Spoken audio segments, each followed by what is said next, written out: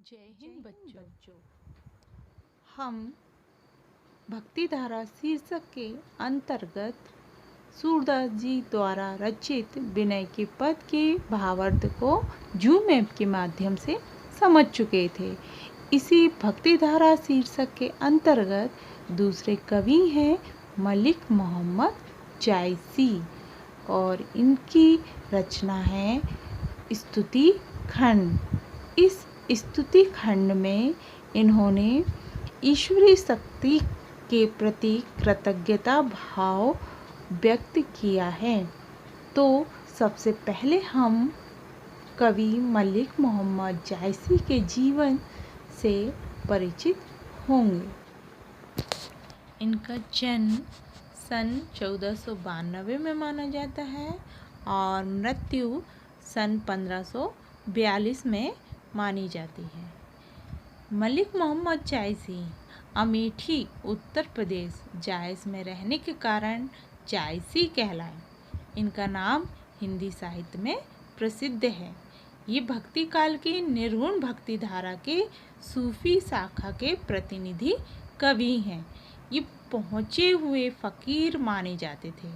इन्होंने सैयद अशरफ और शेख मुहिद्दीन का अपने गुरुओं के रूप में उल्लेख किया है।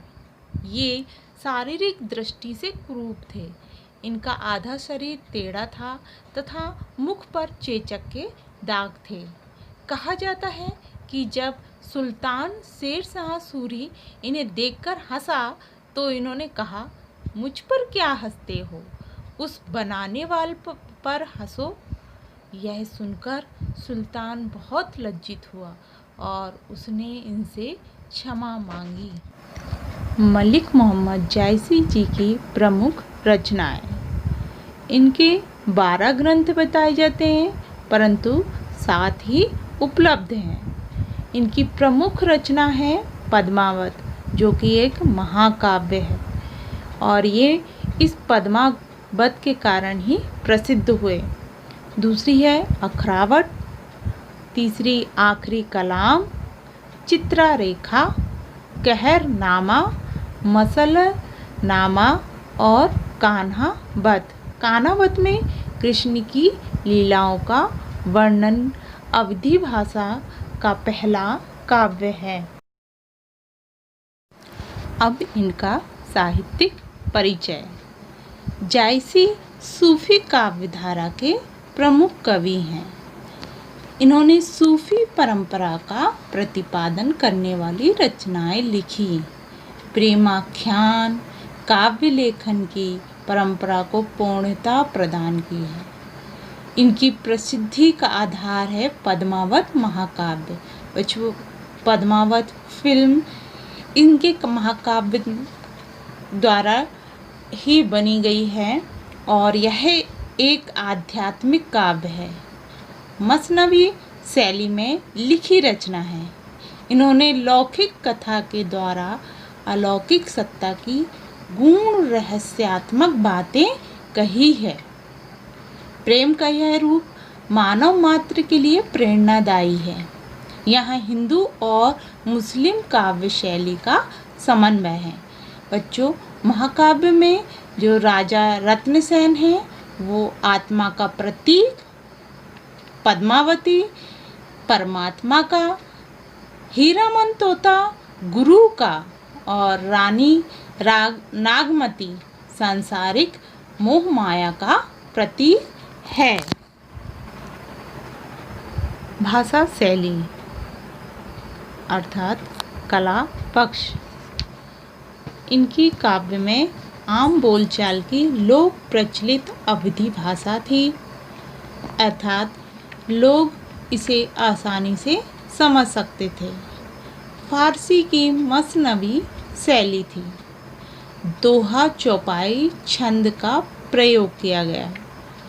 इनके काव्य की भाषा में अनियोक्ति, समासोक्ति, उत्प्रेक्षा, उपमा, रूपक, अनुप्रास अलंकारों का प्रयोग हुआ है।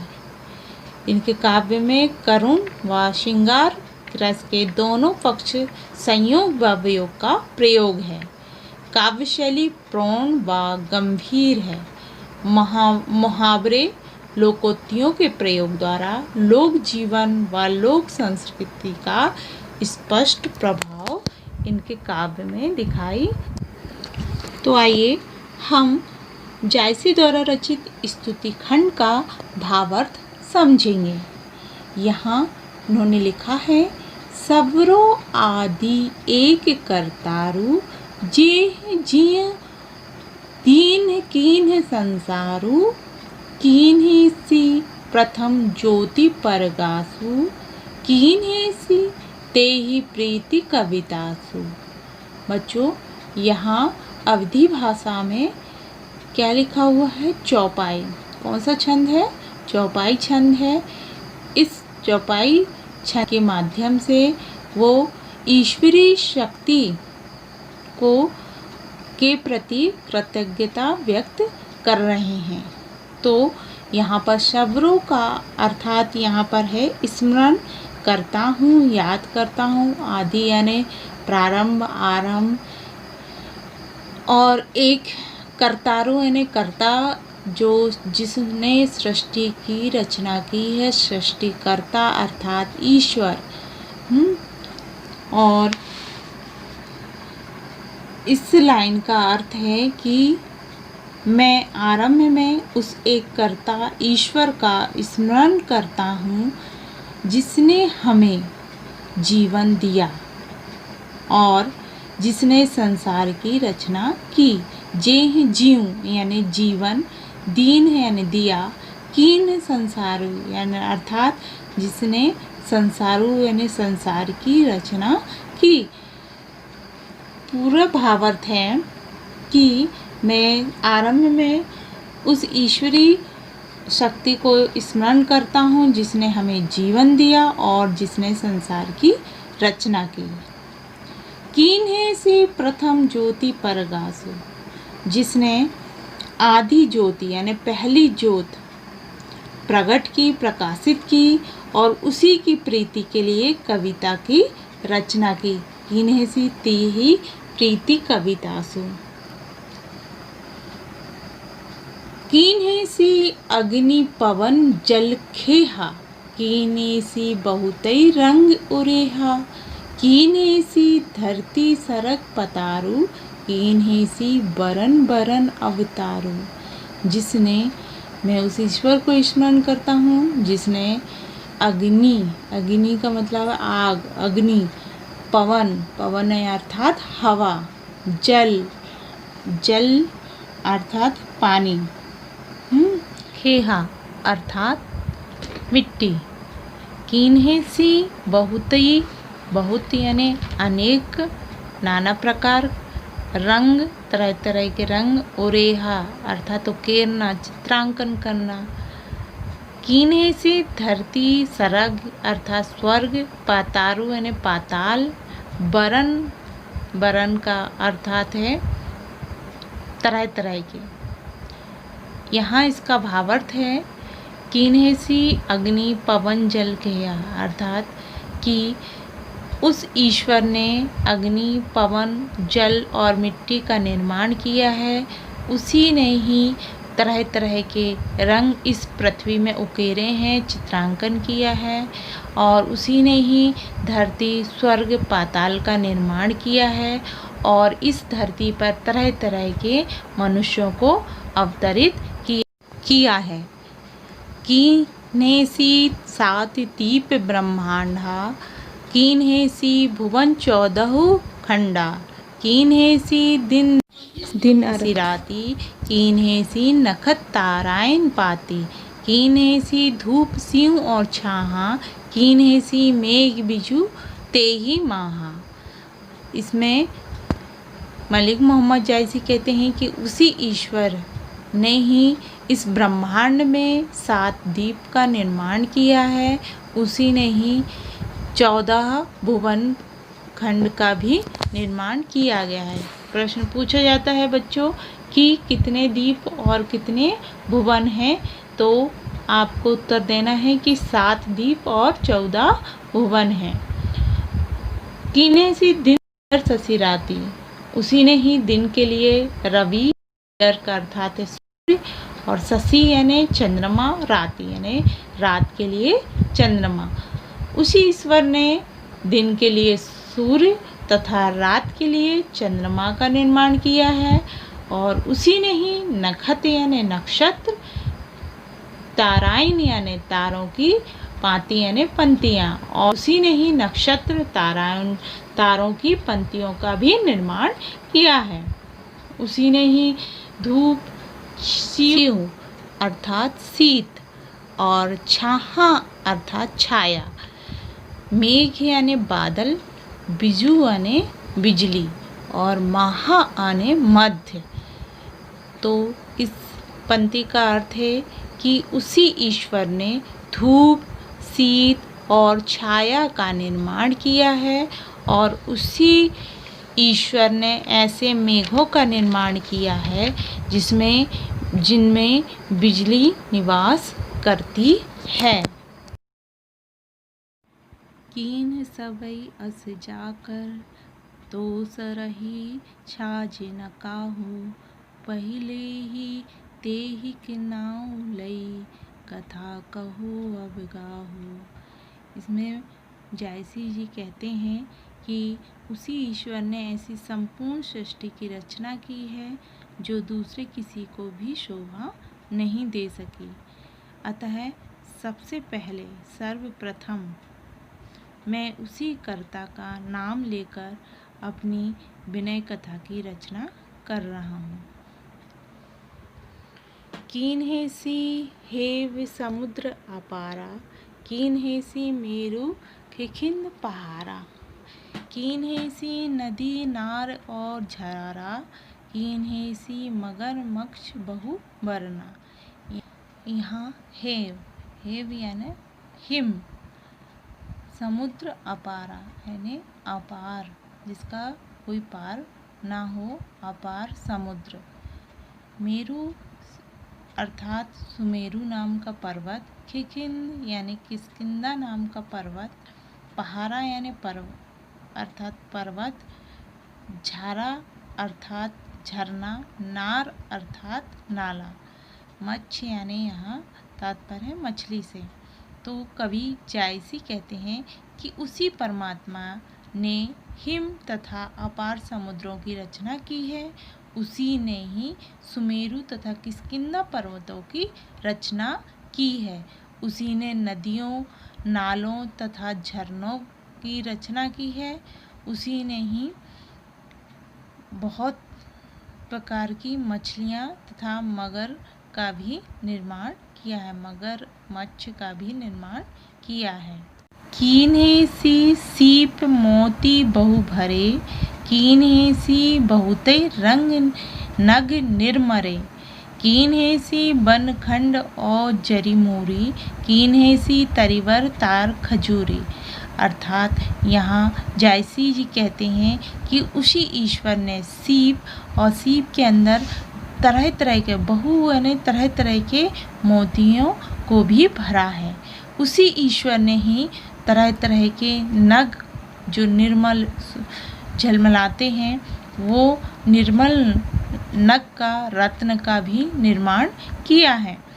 उसी ईश्वर ने बनखंड यानी छोटे छोटे वन, अलग अलग वनों का भी निर्माण किया है, और जड़ और मूल का भी निर्माण, जरी अर्थात जड़, मूरी यानी मूल अर्थात आधार।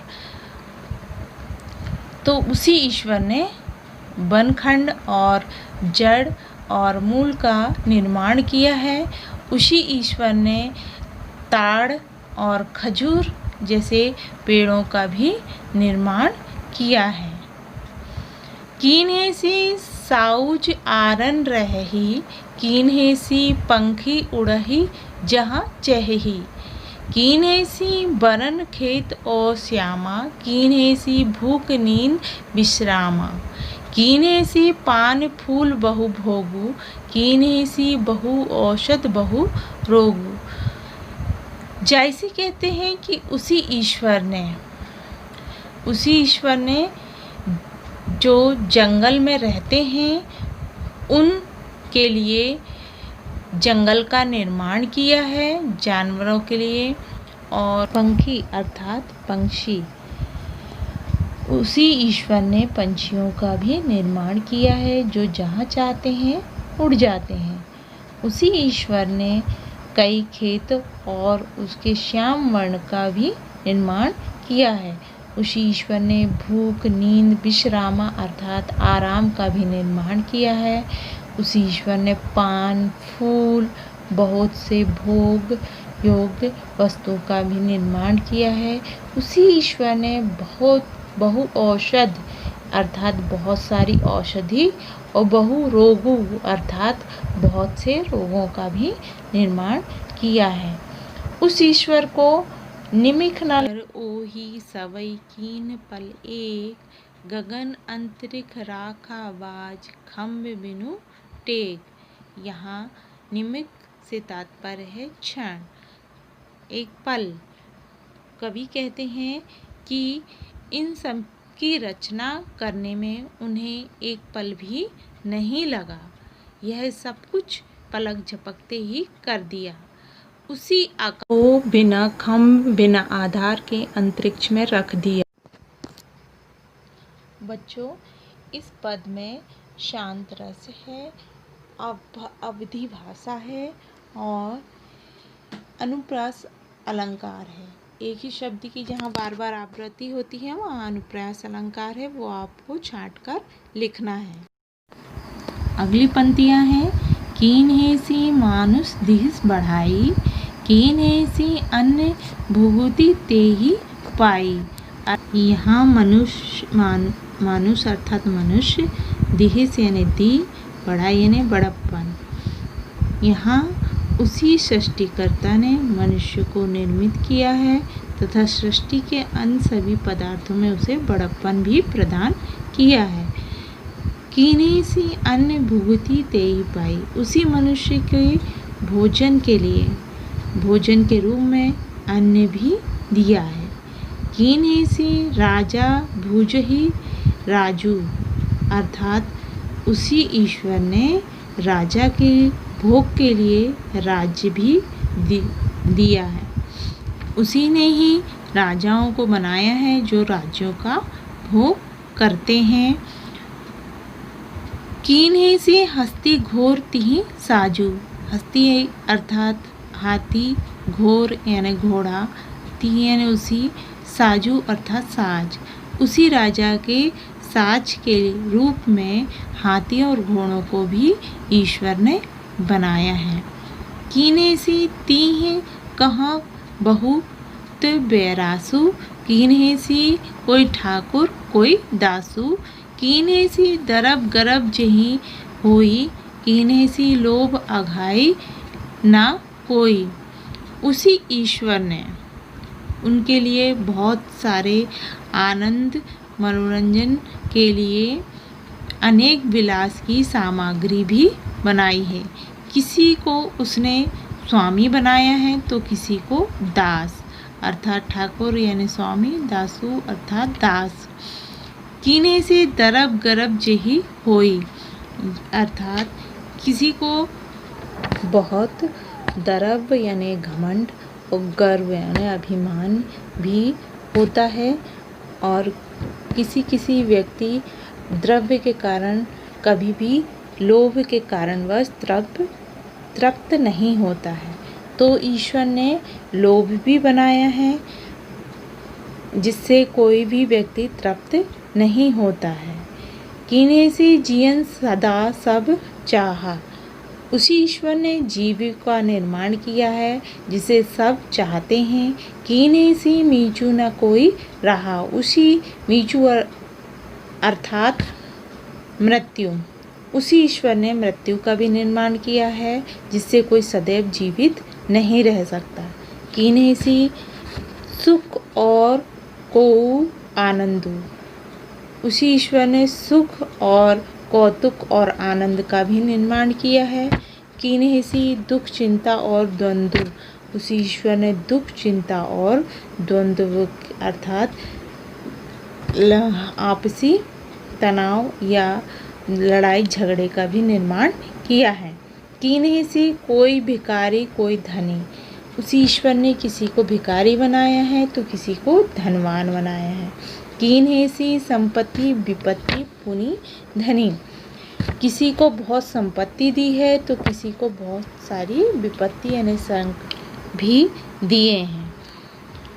कीन्हेसी कोई निभिरोसी, कीन्हेसी कोई बरियार, छार होते सब कीन्हेसी, पुनि कीन्हेसी सब छार। कितनी अच्छी बात कही है यहाँ पर। उन्होंने कहा है कि किसी व्यक्ति को बहुत ही निराश्रित निभरोसी यानी निराश्रित जिसका कोई सहारा ना हो। बरियार का मतलब है शक्तिशाली। तो किसी व्यक्ति को ईश्वर ने निराश्रित बनाया है तो किसी को बलशाली बनाया है। अगली लाइन में कहा है कि छार अर्थात मिट्टी से ही उसने सब कुछ बनाया है और पुनः सबको उसी छार अर्थात उसी मिट्टी में ही मिला दिया है, अर्थात मिट्टी का ही कर दिया है। अंत में वे व्यक्ति की मृत्यु हो जाती है तो वो मिट्टी में ही मिल जाता है, अर्थात जिससे हमारा शरीर बना है वापस उसी में ही मिल जाता है। इस पद में भाव है, आपको पहले ही बताया था कि विनय भावना है, ईश्वर के प्रति कृतज्ञता की भावना व्यक्त की है।